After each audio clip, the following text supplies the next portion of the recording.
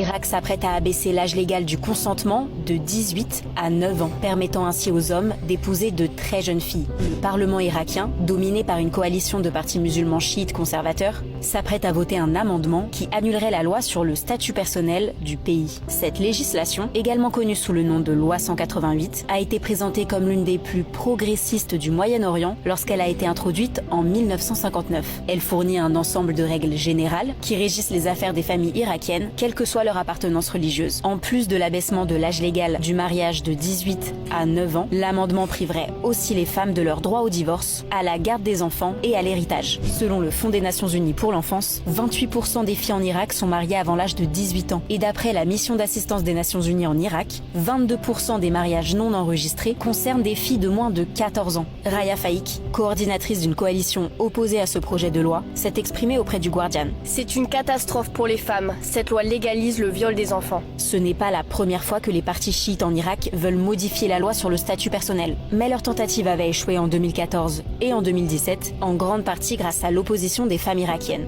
Dans le monde, l'âge minimum du consentement sexuel est établi à 16 ans au Royaume-Uni et au Japon, à 15 ans en France, à 12 ans en Angola, à 13 ans en Argentine ou encore à 14 ans en Allemagne et en Chine. Au Botswana, l'âge du consentement est de 16 ans pour les femmes et 14 ans pour les hommes. Au Mexique, qui est une république fédérale, l'âge varie de 12 à 18 ans.